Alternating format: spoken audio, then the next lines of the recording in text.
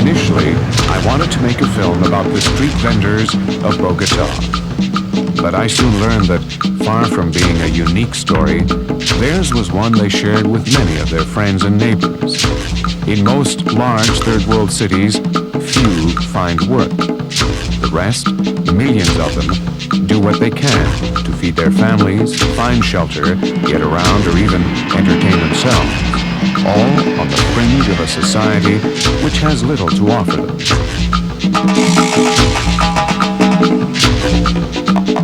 I discovered what the experts have come to call the informal economy. That is, the lifestyle of more than 1 billion people in some 100 countries throughout the world.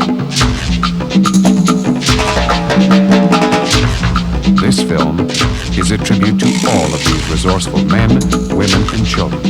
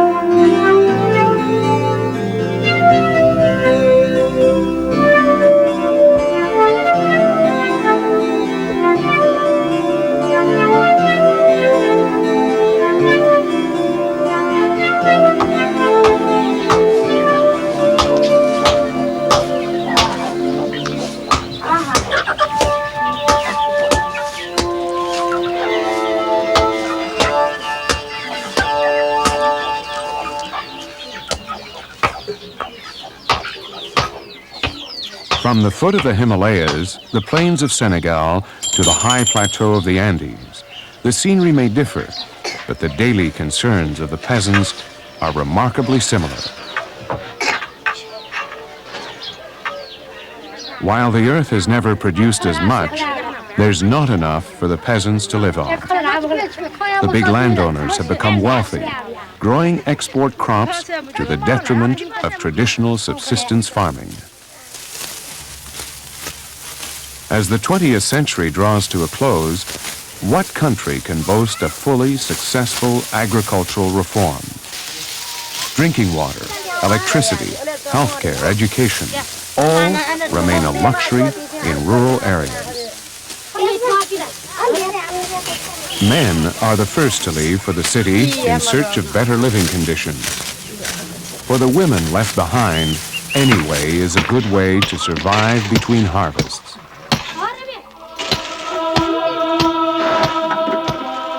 Here in Nepal, the pay for crushing stones for construction is $1 a day.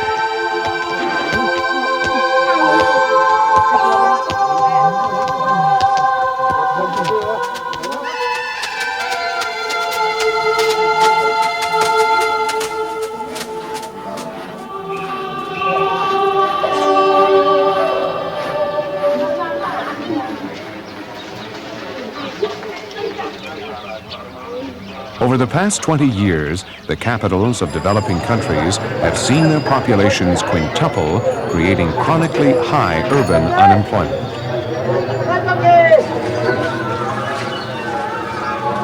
Jobs are scarce, and everyone must scramble to earn a living.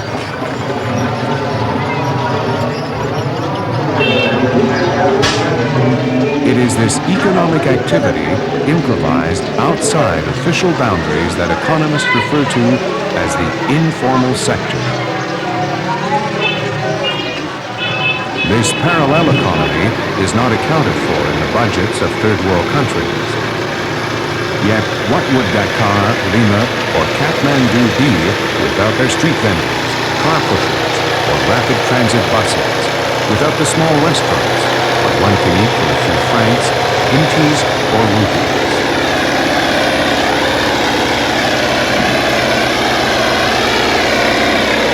In downtown Kathmandu, workshops such as this one are common.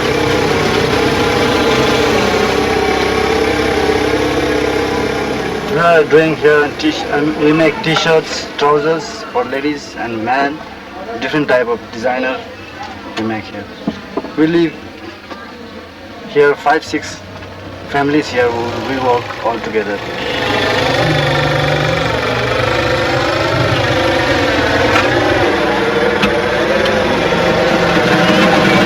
In Nepal, Senegal, and Peru, as everywhere else in the Third World, micro-enterprises such as this one are mushrooming and hire up to 70% of the city's labor force. These businesses employ 1 or 2 apprentices who learn their trade working very long hours. Of necessity, the investment must be minimal. Employers can't insure their workers, and obviously there isn't social security, just a solidarity within the business.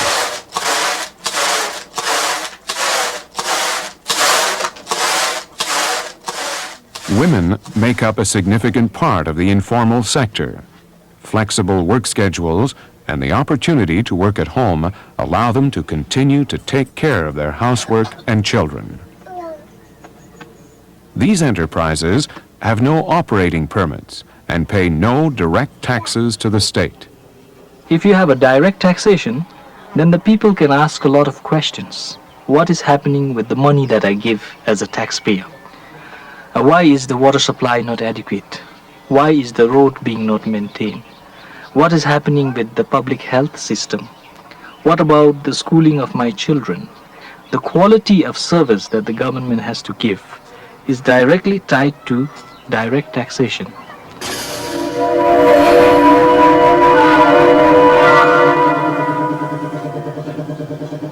It is for these reasons, perhaps, that governments are so tolerant of informal workers. In any case, the parallel system is so extensive and so responds to the needs of the people that it is beyond government control. The informal sector provides competitively priced goods and services in just about every industry. In Lima, Peru, Artes Plásticas manufactures fiberglass products. Bueno, nosotros en esta pequeña empresa estamos produciendo Here in la this rama de workshop, lanchas we produce deportivas, recreational watercraft. botes tipo zapito de carrera. We sell them for Nosotros half of estamos what they would dejando a la cost on mitad the de official precio de lo que market, cuesta en el mercado oficial. $600 Esto instead quiere of decir de que $1,200. cuesta $600 cuando realmente su precio es $1,200 en dólares. Ahora bien, We las also innovaciones que produce air nosotros conditioning hacemos dentro de este systems. campo también We are en fibra y innovators in vidrio, this area since son the estos casings que are es usually made of ductos de aire metal, acondicionado and metal que lo hemos innovado deteriorates quickly. porque anteriormente eran de lata y la lata pues se deterioraba rápido.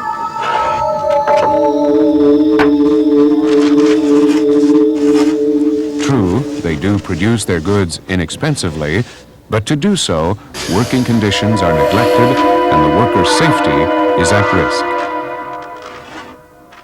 La base principal es la resina. Basically, we use polyester resin to give body to the fiberglass, which is mixed with a highly toxic and very dangerous product. If it comes into contact with the eyes, it can cause blindness. Shouldn't you be wearing gloves and a mask for a degree of protection? Yes, well, in the big closed plants, people wear masks. But here, we work out in the open. The air circulates constantly, which protects us from the effects of chemical products. The fumes evaporate, the air we breathe is almost pure. As for gloves, they're not practical. Besides, the hand is a natural glove.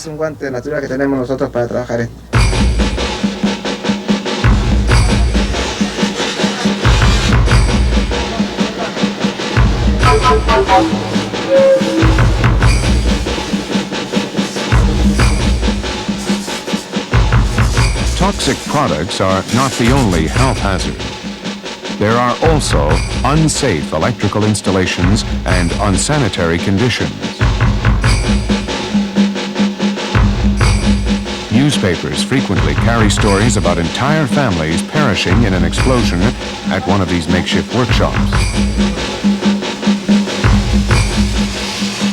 These are not clandestine workshops. Their customers come from every level of society. Even civil servants are clients.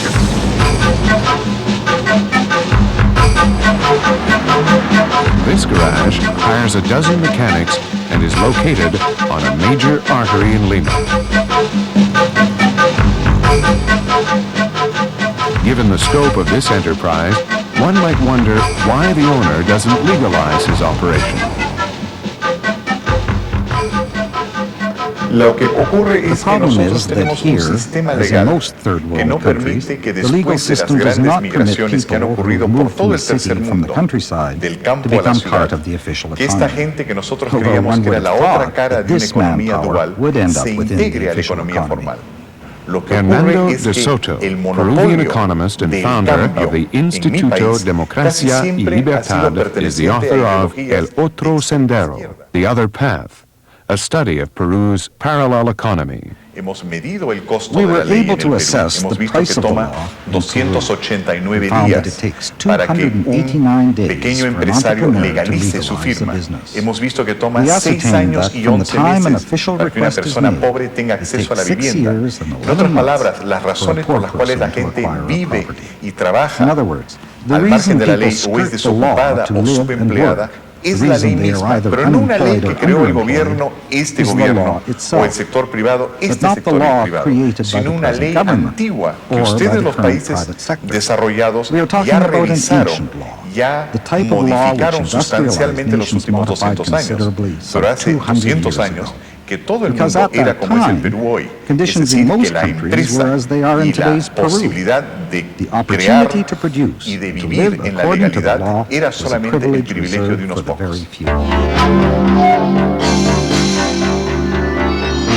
Researchers in Lima good-humoredly listed on the sheet of paper the steps involved in registering a company in Peru.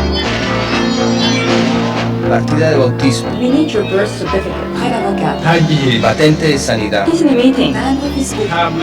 Notaría 8. In North America, legalizing a business is a matter of a few hours. In third world countries, it's an endless La nightmare. señorita está enferma. El teléfono está dañado. And one had better be able to read and write. The informal sector is not limited to employment. Obtaining land legally is every bit as complicated as registering a company. In Lima, the only land most people can afford belongs to the municipality, and buying it is hardly child's play.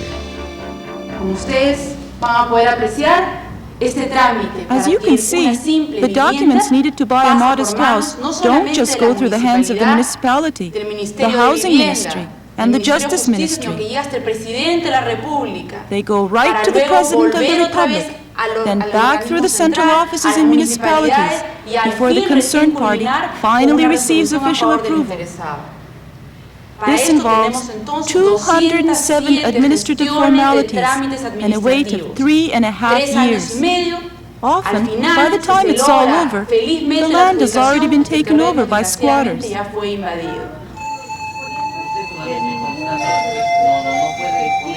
para negociar, para vender. Esos son traficantes de terreno que son conocidos dentro de la comunidad del distrito. Por favor, que me diga uno de ellos dónde vivo. Si tengo 2 o 3 casas.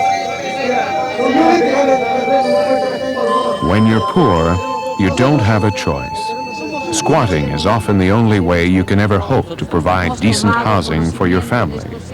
This is as true for Lima as for all third world capitals where half of the population lives in slums. Today, the police have managed to prevent new squatters from occupying a piece of land, and for once, a confrontation has been avoided.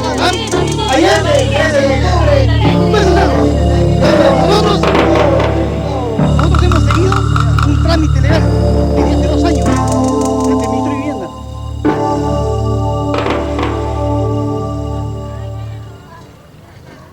Elsewhere in Lima, the collective clearing of land to be squatted has begun. The informal sector has developed its own construction system, making do with self-built housing. No land deeds, no architectural plans, no credit. Each handles his own masonry, plumbing, and electrical work. At first, the construction is of a rather precarious nature, since people fear that the structures will be torn down either by landowners or by the army, who without notice show up with bulldozers. Little by little, sturdier buildings appear. This is how slums developed. Building takes place outside working hours. The months or weeks' savings buy a bit of sand or a few bricks. In Lima, truckers sell their goods at the edge of squatted areas. Even under these conditions, building a house is an expensive project. Houses often remain uncompleted for a long time. People wait years before adding a second floor. They must also look after electrical hookups and water supplies, since neither the municipality nor the government furnishes these services.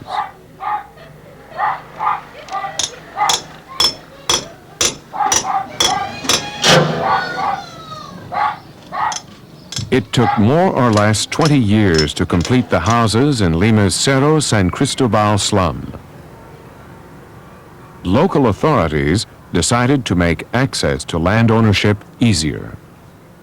Well, we have eliminated the central government's involvement, which basically means that the Housing Ministry, the Justice Ministry, and the President of the Republic are no longer involved in these procedures, which only leaves the municipalities. The process has therefore been decentralized, but it hasn't been made any easier. People still face the same obstacles. The steps involved have been reduced from 207 to 116. In fact, very little has changed. La única sensación de mi vida, la única emoción de mi alma, ha sido casi la playa en mi vida, a mi corazón se calma. Tu cuerpo que no es tan padre en arena, y mi alma que doblará a una pena. Ya no vuelvas ahí, pero yo sí vuelvo a contemplarte a ti. Ya no vuelvas ahí, pero yo sí vuelvo. Lo que ocurre es que si usted tiene un país como el nuestro, in a country such as ours, que un about 60% de 60% las of all horas hours hombres work están are trabajadas outside the al legal margen de la ley, system, y and un 40% of the housing is 47% illegal. de la vivienda sea ilegal. Hoy día Today, de cada 7 10 out of casas 10 que se houses construyen are en el built Perú, illegally. 7 son ilegales. Here, Un país en el 95% cual of those involved in el transportation 95% work de los outside the legal transportistas tienen system que trabajar and al are margen de victims la of ley political y abuse son víctimas and del continual abuso corruption. político y de la corrupción continua.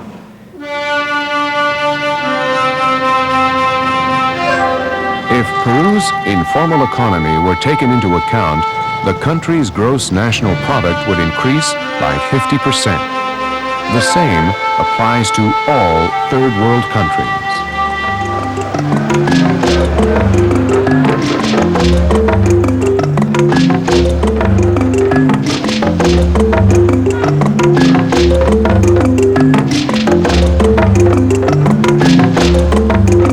Corruption also thrives in Africa.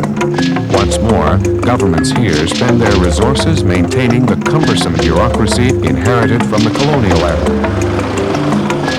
In Bamako, Abidjan, Kinshasa, or Nairobi, as in just about every other African capital, those who do not have the good fortune of being bureaucrats, members of a rich family, or company or international development agency employees automatically become active members of the informal sector if they have not become delinquents. famous Car Rapide, or fast transit buses of Senegal's capital Dakar, convey the crowds to Sandaga Market, where informal trade is the rule.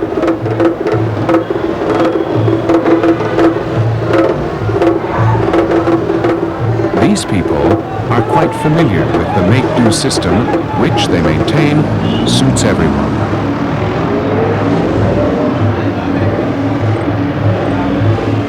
Right in the heart of downtown Dakar is the entrance of a family compound.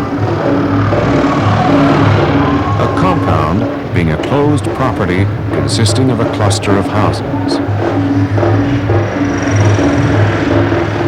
Here, we discovered a genuine microcosm of the informal system.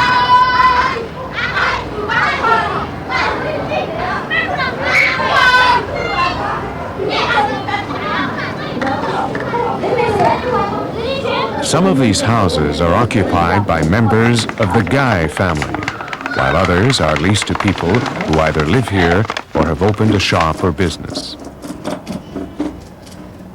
The make-do system is what allows the Guy family to prepare a daily meal and make ends meet.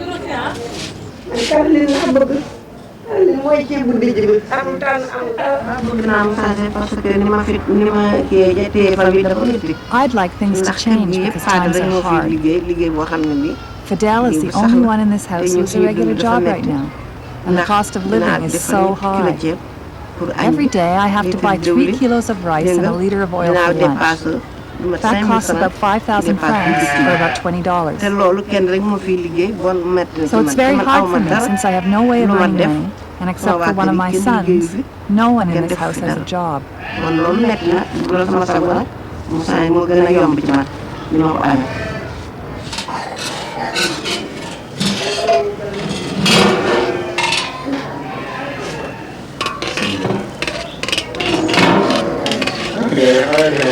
In spite of what the mother says, a single salary is not enough to support all these people.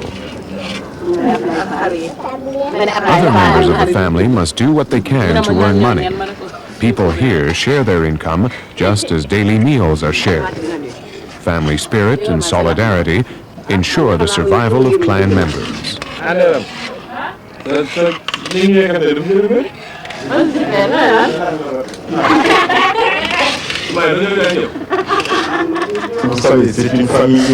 You know, this is a rather typical Senegalese family, which means it's a rather large family. In addition to my brothers and sisters who all have the same father and mother as I do, we have cousins. And right now about 10 people live in this house on a permanent basis. What we do to manage is that everyone contributes every month. Since I have a regular job, I contribute a little more, and the others contribute according to their means.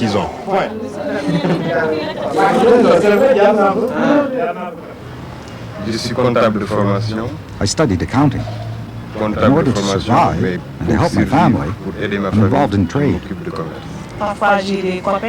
Sometimes I have friends who have some goods, which I will sell at a small profit, and I live off that. Me, I do a little business. I sell things. I sell donuts, fatayas, food, perfumes, powders, that kind of thing.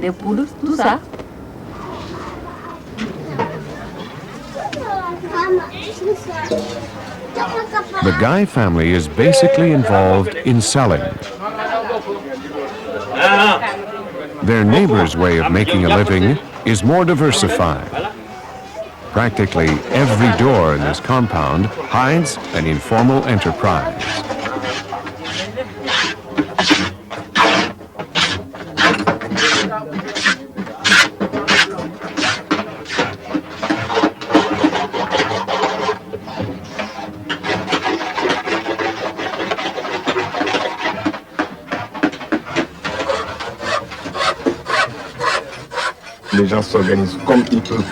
People do what they have to make a living. Now we've got people here from neighboring countries, people from Mali and Guinea, for instance, who cook and run restaurants.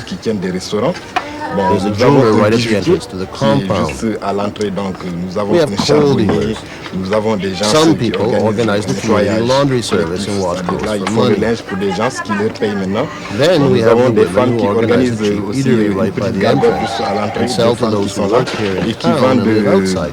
À tous ceux qui Can't leave the travaillent market ici to en go ville for et qui lunch. habitent dans la The banlieue, women donc ils ne sell peuvent pas them rentrer every chez eux à meal. midi, qui sont là dans le marché, ils leur vendent le repas à midi.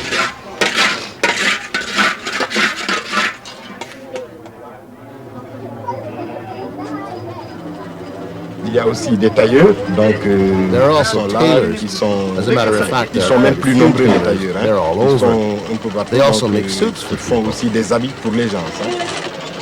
Vous avez Some of these environ deux tailors tailleurs have as many as qui 10 à eux employees. seuls ont des So just a employés qui small peuvent se operation chiffrer à like 10 that personnes. provides jobs for 10 Donc people. pour une affaire aussi petite, déjà il y a 10 personnes qui travaillent dessus.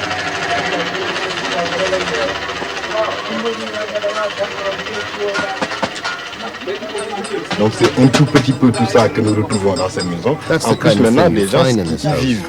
Il And y a that's des in gens addition qui to sont the là, people who live qui here. font There are the people who domicile live et here il y a all des the gens time. pour lesquels c'est And un there are lieu de those who travail. simply work here. Si vous prenez la proportion de personnes dont je vous ai parlé dans cette maison, pour 10 personnes If you qui look at sont- all the qui- people qui I've se mentioned trouvent in dans this cette maison, house, il n'y en a out qu'un of seul 10 déjà qui people, paye only l'impôt. one pays income tax. Donc So si if you vous take the prenez entire au niveau de la compound, concession, about 50 il people ne in peut pas all, y en avoir. Il no y a more than environ une 5 pay cinquantaine de taxes. personnes ici. Il y That's en a about au the same maximum proportion 5 personnes throughout qui payent Dakar. l'impôt. Mais vous prenez, c'est la même proportion au niveau de Dakar aussi. People who wouldn't be able to manage, who wouldn't even get the basics like food, clothing, à des etc. besoins très élémentaires tels que le manger, l'habit, l'organisation de la famille, etc. Donc je dis que ce So secteur I maintain informel, that the il est informal system important, is ne serait-ce que important, parce qu'il if fait only vivre because it toutes allows ces people personnes-là. to survive. C'est des These are gens qui, people au who, in début, principle, en principe, should trouvaient have dans been le able pays to des find the structures qui proper peuvent means les to making accueillir. a living.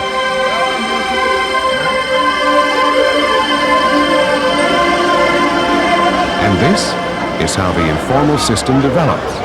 The informal workers are the consumers of the informal sector.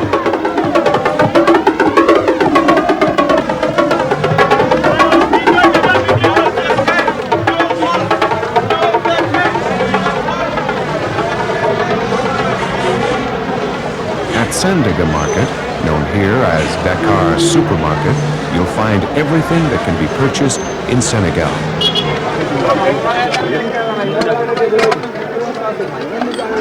Along the adjacent streets, you'll find salvaging businesses.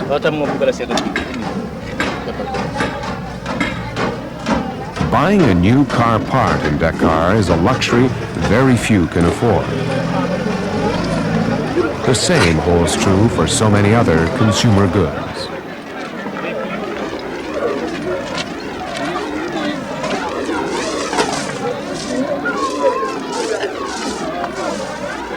The number of women vendors at Sandaga Market is quite high, as it is everywhere else in Africa. Informal trade is often the only source of revenue open to them.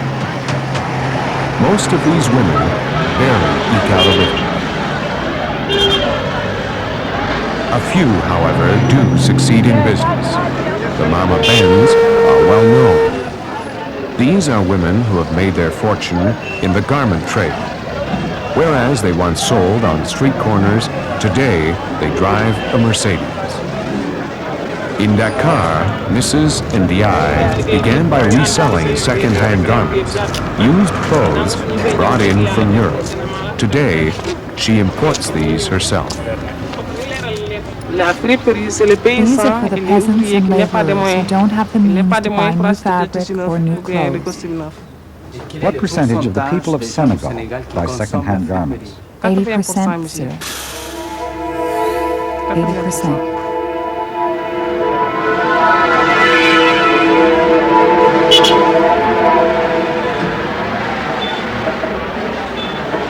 Collected in Europe and the U.S. by charitable organizations or private enterprise, second-hand clothes arrive in Africa by the shipload.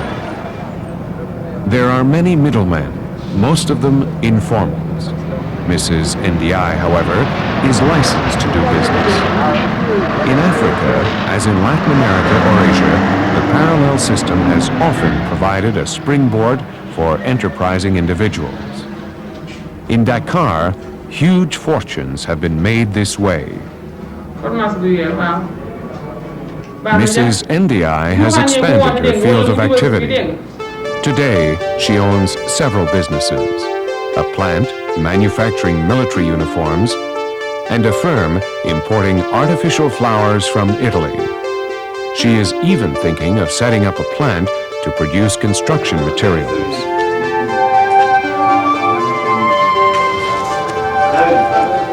The second-hand garment trade, however, remains Mrs. Ndiaye's main business concern.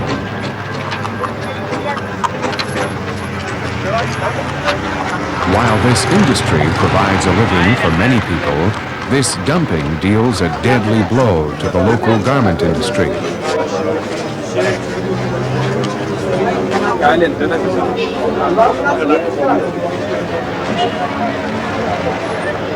Third world countries import astronomical quantities of consumer goods. Much of these are smuggled in and sold in the informal sector. Les coûts sont minimisés parce que si vous allez au marché Sandaga, costs are lower. Go to Sandaga Market and you'll see the merchants sitting in front of their stalls, all displaying the same items. But what you're really seeing is the showroom. The same items are stored in much greater quantities elsewhere.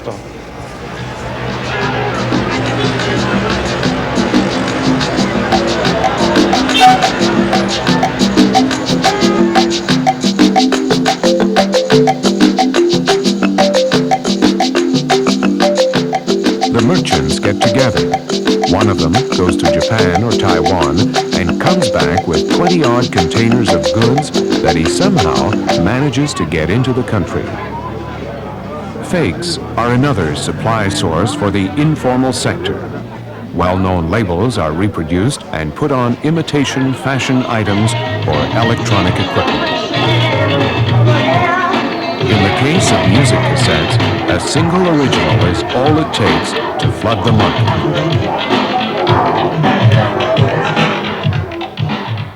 In Senegal today, the informal sector acts as something of a safety valve. What I mean is that whenever the state cannot manage something, it lets the informal sector handle it.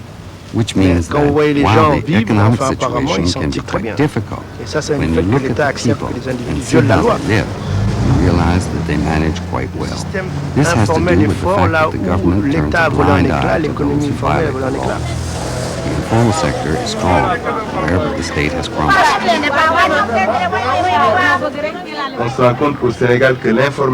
We realize that the informal sector simply provides means for survival. It means I sell in the morning to make money for lunch, and I sell at night to pay for supper. I'd like to live differently, have a beauty parlor perhaps, and get paid for hairdressing, but I don't have the money, so I stay home. No, it's not enough. So what can we do? It's all we've got. The authorities tend to turn a blind eye to the activities of the informal sector. It suits everybody. Everybody, perhaps, except legitimate businessmen with overhead to pay, rent, sales tax, social benefits, which make it impossible for them to compete with prices charged by the informers. Street vendors are blamed for everything. Congestion on public roads hampering the flow of traffic. They're accused of being criminals, drug dealers, prostitutes, and profiteers. Estos viven y no tributan. They contribute nothing to the state and aren't concerned with national affairs. Peru is going through a critical period, and everyone must contribute to the needs of the country, whether in education, housing, or national security.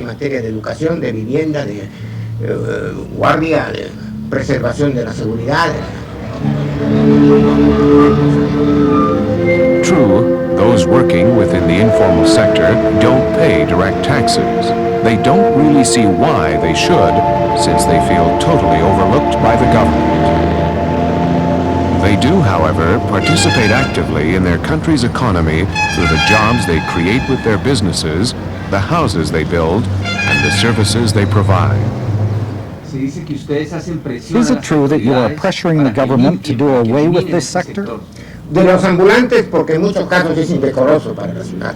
The street vendors, Hay lugares yes, considerados, because they por are ejemplo, en destroying esta the misma beauty of cuadrada our que city son patrimonio streets. histórico, There pero are que se ven sites which are considered to completamente be part of deteriorados our por la national presencia de estas heritage gentes. and which are completely spoiled because of their presence.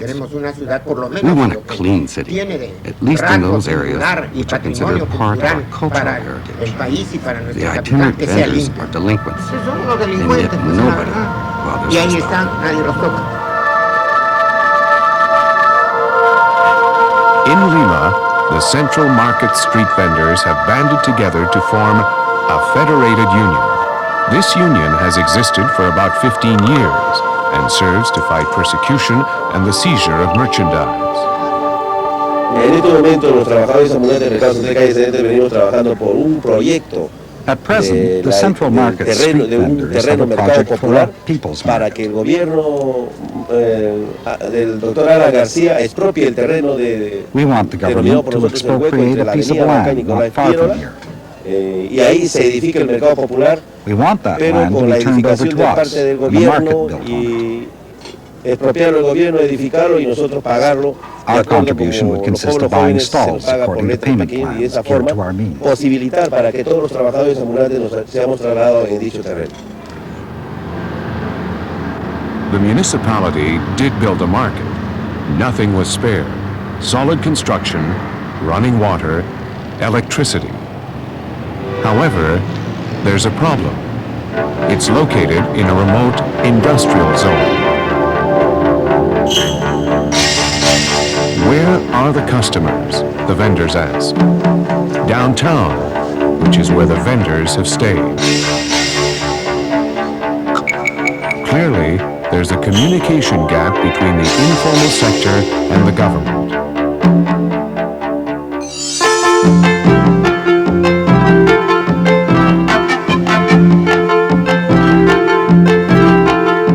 The number of community projects is on the increase.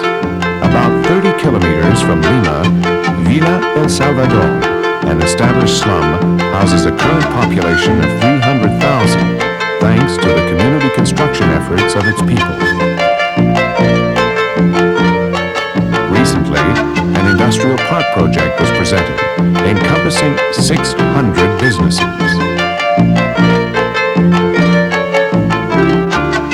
Craftsmen who now work out of their homes will build their own workshops on this site.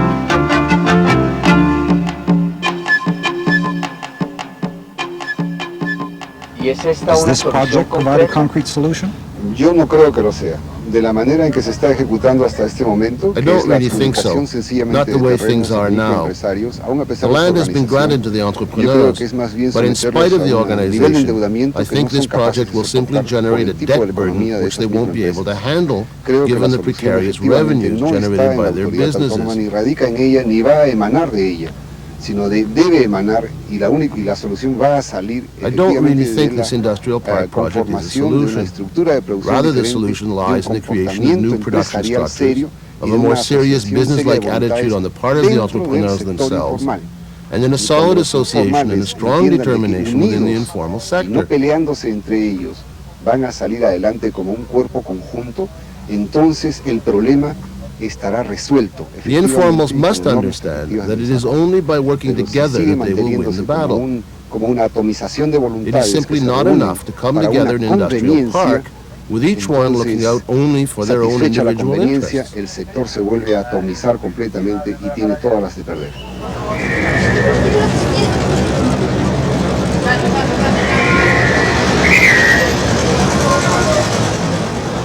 In spite of initiatives of all kinds, every man for himself is also the rule for the informal sector, which makes organization difficult. How could it be otherwise? All these countries are grappling with catastrophic inflation rates and a crushing national debt, of which the informal workers have never seen a penny. The black market on the streets of Lima, Bogota, Buenos Aires, or Rio sets the exchange rate for the American dollar, an unofficial rate which the national banks must take into account. Faced with galloping devaluation of local currencies, the dollar has become the trade and savings currency of Latin America. Everywhere you go, the dollar takes precedence over national currency. In Dakar, inflation is far from being obvious. Il n'y a pas de crise inflationniste dans les pays de la zone franc. There are no inflationary problems in countries belonging to the French zone, that is, countries of West Africa and Central Africa, as well as Cameroon, Gabon, and the Congo. Bon, la raison est très simple, c'est que grâce à la zone franc, notre monnaie ne reflète pas les déséquilibres de notre pays, que la balance des paiements, que le compte courant de ce pays se détériore pas, le taux de change ne variera jamais. Cela vient du fait que la France garantit notre monnaie. Quand nous n'avons pas de devise, When we la run out France of currency, France gives us some en and imposant imposes an interest rate on the overdraft in the pour l'intérêt currency sur les that it découvertes en grants us. devises que la France nous accorde.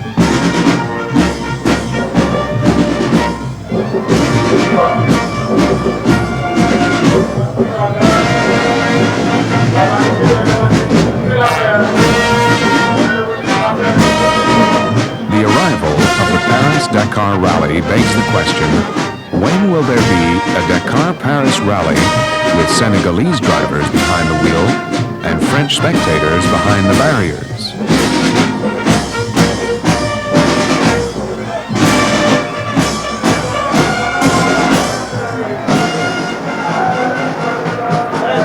Protectionism, national debt, inflation. The economies of third world nations are floundering. Without a miracle, these countries will be unable to achieve the economic development that so many industrialized nations would like to see in order to expand their own markets.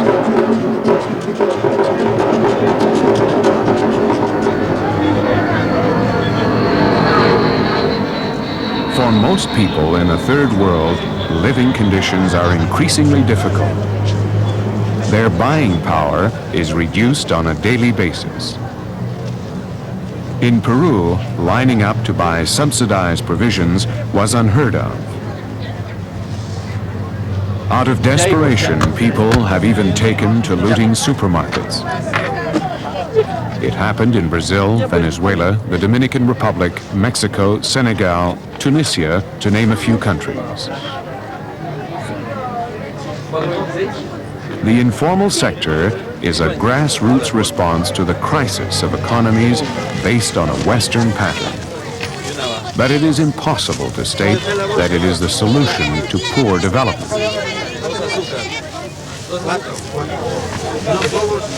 National and international organizations have rather timidly begun to involve themselves in that informal sector which provides a living for more than 1 billion people. This has led to the creation of people banks, as well as associations offering literacy or training programs.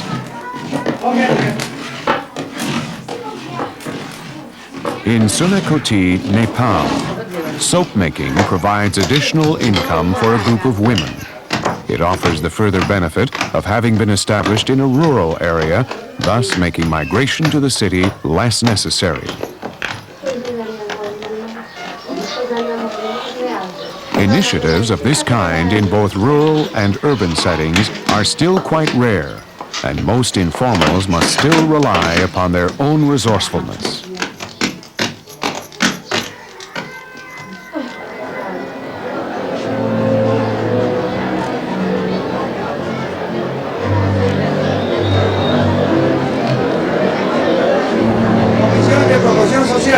Dirección del Registro Civil, actas recolatorias del matrimonio civil, a los esposos de don César Augusto Chávez Grado con doña Flora Mercedes Rivas Serrano. Since getting married can be very expensive, in this part of Lima, people organize community weddings. Informal marriages still don't exist, unless one opts for cohabitation. señoritas contrayentes, aceptáis por esposo al compañero que tiene en este momento cogido de la mano.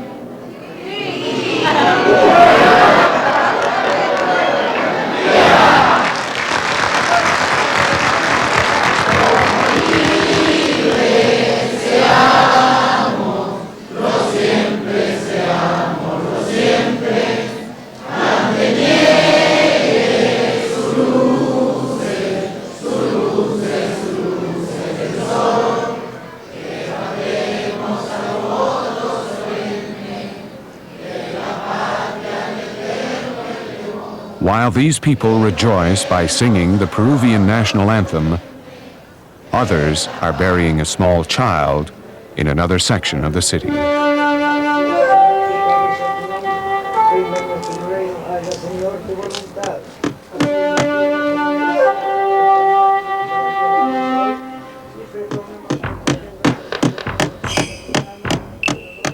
This cemetery, as you may have guessed, is an informal one.